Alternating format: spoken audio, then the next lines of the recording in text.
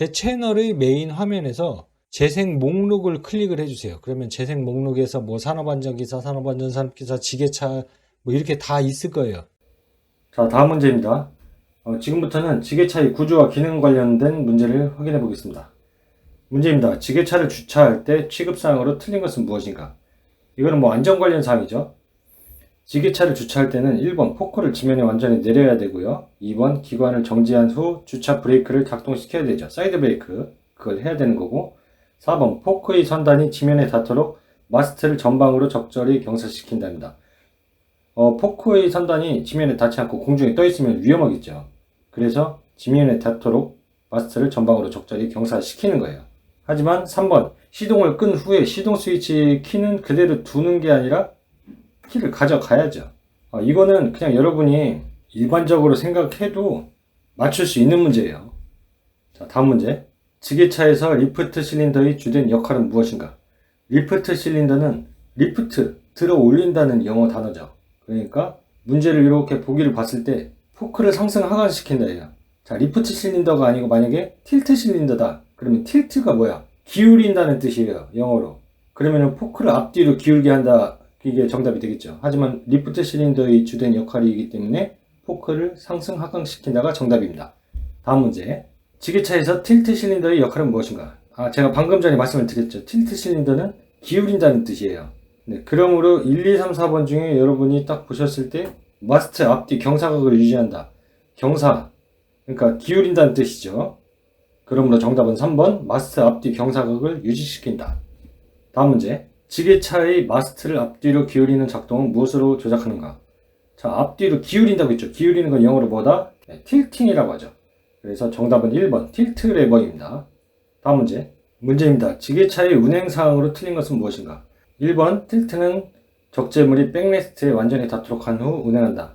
안전을 위해서 그렇게 해야 되죠. 2번 주행 중 노면 상태에 주의하고 노면이 고르지 않는 곳에서 천천히 운행을 한다. 천천히 해야죠. 3번 내리막길에서는 급회전을 삼가한다. 자, 내리막길에서 갑자기 급회전을 하다가 뒤집어질 수 있으니까요. 근데 4번 지게차의 중량 제한은 필요에 따라서 무시해도 된다. 절대 아니죠. 이거는 그냥 여러분이 보기만 제대로 잘 읽으셔도 맞출 수 있는 문제예요. 다음 문제. 문제입니다. 지게차의 화물 운반 작업 중 가장 적당한 것은 무엇인가? 정답은 2번 마스트를 뒤로 4도 정도 경사시켜서 운반한다. 자, 이게 왜 그러냐면 그냥 일반적으로 여러분이 상식적으로 생각해도 무게 중심이 앞으로 쏠리잖아요. 그래서 물건이 잘못하다가 뭐 급정지를 한다든지 아니면 급출발을 할 때 쏟아질 수가 있어요. 안쪽으로 좀 기울이는 거죠.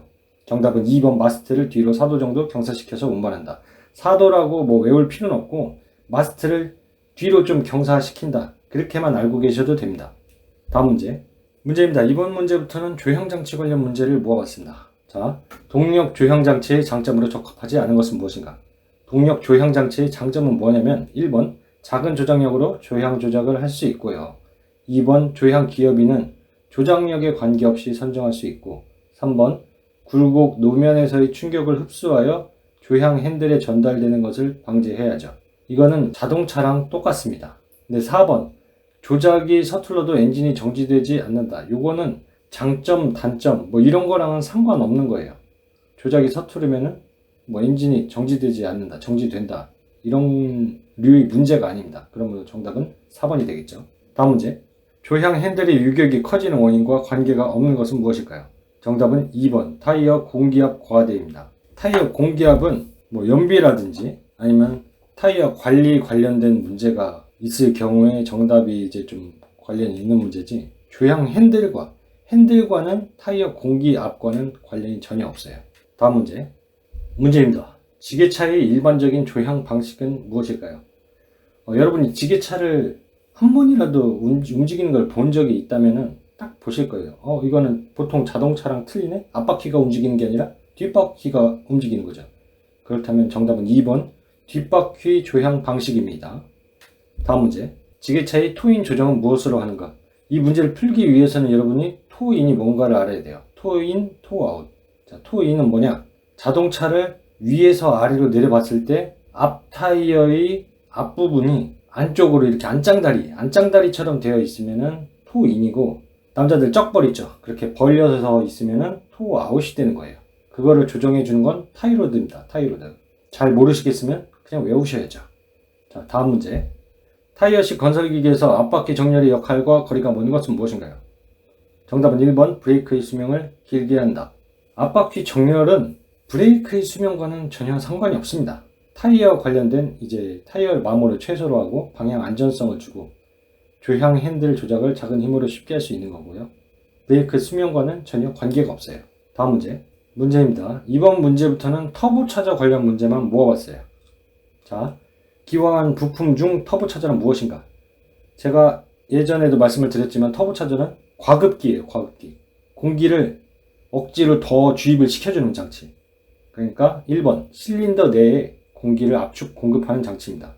이게 왜 필요하냐면은 그냥 일반적인 차는 필요 없는데 이제 좀 스포츠카라든지 출력이 좀 더 빨라야 되는 경우에 터보차저가 출력을 조금 더 상승을 시키기 위해서는 공기가 더 필요해요. 연료를 아무리 집어 넣는다고 하더라도 공기량이 한정되어 있다면 그 연소되는데 한계가 있어요. 그렇기 때문에 공기를 더 집어넣어 줘야 되는데 그냥 집어넣어 주면은 공기가 들어가는 양이 일정하기 때문에 공기를 압축을 시켜줘야 그 똑같은 최적 안에 공기량이 많아지겠죠. 그래서 더 태울 수가 있는 거예요. 그래서 출력을 상승시키기 위해서는 터보차저가 필요한 거죠.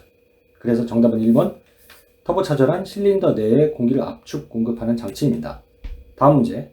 다음에서 디젤 엔진에 사용되는 과급기의 역할은 무엇인가? 과급기는 뭐라고 했어요? 터보차저. 출력의 증대죠. 네, 다음 문제. 문제입니다. 터보차저에 대한 설명 중 틀린 것은 무엇일까요? 터보차저에 대한 옳은 설명부터 말씀을 드리면 흡기관과 배기관 사이에 설치되고 2번 과급기라고도 하죠. 그리고 4번 기관 출력을 증가시키는 데 목적이 있습니다. 틀린 것은 3번 배기가스 배출을 위한 일종의 블로어가 아니죠. 배기가스 배출은 상관없어요. 터보차저는 엔진에 공기를 더 많이 집어 넣어주기 위한 장치지 배기가스 배출과는 전혀 상관이 없습니다. 다음 문제. 이번 문제부터는 클러치 관련된 문제만 모아봤어요. 문제입니다. 기계식 변속기가 설치된 건설기계에서 클러치판의 비틀림 코일 스프링의 역할은 무엇인가? 정답은 클러치 작동 시 충격을 흡수한다.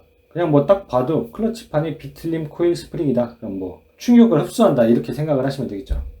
다음 문제. 운전 중 클러치가 미끄러질 때의 영향이 아닌 것은 무엇일까요? 정답은 4번 엔진의 관행이 아니죠. 클러치가 미끄러지게 되면 속도가 감소하고 견인력이 감소하고 연료 소비량이 증가됩니다. 한마디로 클러치가 엔진과 구동축과 이제 연결돼서 같이 돌아가야 되는데 클러치가 미끄러지면은 엔진이 막 10바퀴 회전을 시켜주는데 실제로 타이어는 10바퀴를 회전시켜주지 못해요. 미끄러지니까. 그렇게 되면 속도가 감소되고 견인력이 감소되죠. 그리고 연료 소비량도 증가되게 돼요. 그래서 정답은 4번 엔진의 관행은 영향력이 없습니다. 미끄러질 때의 영향이 아닙니다.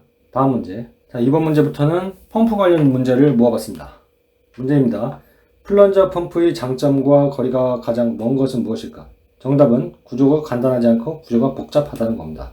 플런저 펌프는 높은 압력이 잘 견디고 효율이 양호하고 토출량의 변화 범위가 크죠. 이런 거는 뭐 펌프 관련된 문제는 여러분이 외우시는 게 좋습니다. 이해하기보다는 외우시는 게 정신건강에 좋아요. 잘 모르시겠다면 말이죠. 다음 문제. 문제입니다. 피스톤 펌프의 장점이 아닌 것은 무엇일까? 피스톤 펌프의 장점은 뭐냐면 1번 효율이 가장 좋고 2번 발생 압력이 고압이고 3번 토출량의 범위가 넓지만 그만큼 복잡하기 때문에 수리가 어려워요. 장점이 아닌 것은 4번 구조가 간단하고 수리가 쉽다가 틀린 답이 되겠죠. 다음 문제. 자, 이번 문제부터는 라디에이터 관련된 문제를 모아봤습니다. 문제입니다. 가압식 라디에이터의 장점으로 틀린 것은 무엇인가? 정답은 3번 냉각수의 순환 속도가 빠르다입니다. 가압식 라디에이터의 장점으로는 1번 방열기를 작게 할 수 있고 2번 냉각수의 비등점을 높일 수 있고 4번 냉각수의 손실이 적습니다. 하지만 냉각수의 순환 속도가 빠르지 않아요. 그래서 정답은 3번 냉각수의 순환 속도가 빠르다가 틀린 답이 되겠죠. 다음 문제. 건설기계 장비 작업 시 계기판에서 냉각수 경고등이 점등되었을 때 운전자로서 가장 적합한 조치는 무엇인가? 정답은 3번 작업을 중지하고 점검 및 정비를 받는다. 무조건 경고등이 점등되면은 운전자가 할 일은 작업을 중지하고 점검 및 정비를 받는 거죠. 스스로 뭐 오일량을 점검하고 작업이 모두 끝나면 곧바로 냉각수를 보충하고 이런 거 아니에요.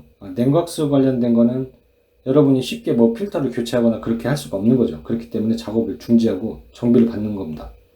다음 문제. 자, 문제입니다. 기관 과열이 직접적인 원인이 아닌 것은 무엇일까요? 기관 과열이 직접적인 원인부터 찾아보자면 1번 팬벨트의 느슨함. 팬벨트가 느슨하면 이제 헛돌게 돼서 팬이 덜 돌게 되죠. 그러면 이제 냉각 공기가 주입이 돼야 되는데 덜 시켜주게 되는 거예요. 그렇게 되면 기관이 과열될 수가 있죠. 그렇기 때문에 직접적인 원인이 될 수 있고요. 2번 라디에이터의 코어가 막히면은 냉각수의 흐름이 원활하지 않으니까 기관이 과열되는 거죠. 그래서 직접적인 원인이 맞고요. 3번 냉각수의 부족. 냉각수가 부족하면 식혀주기 어려워지니까 기관이 과열되는 거죠. 이것도 직접적인 원인이고요. 정답은 4번 타이밍 체인이 헐거움입니다. 타이밍 체인이 헐겁다는 얘기는 뭐냐면은 엔진 같은 경우에 엔진이 있고 그 위에 캠축이 있어요. 엔진 샤프트, 크랭크 샤프트랑. 그럼 그 두 개를 이어주는 걸 타이밍 벨트라고 해요. 타이밍 체인이라고 하죠.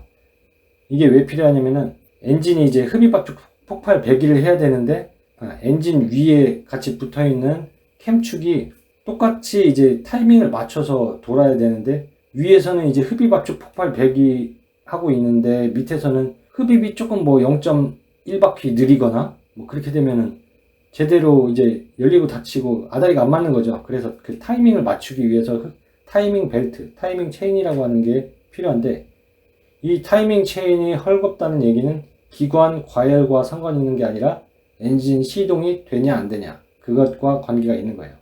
참고로 이거는 이제 자동차 정비 실기시험에 나오는 문제예요.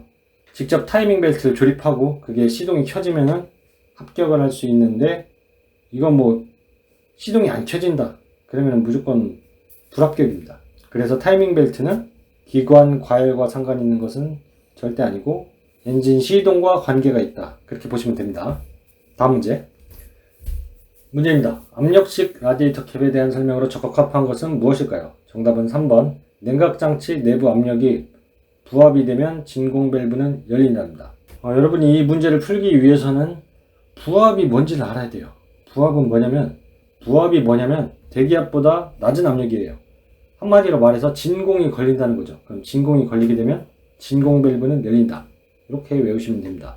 네, 지금까지 3과목 지게차 기관 구조, 작업장치 뭐 이런 거에 대해서 살펴봤고요. 여러분이 지게차 운전 기능사 자격증을 따는데 도움이 되셨으면 좋겠습니다. 다음 영상에서 찾아뵙도록 하겠습니다. 감사합니다.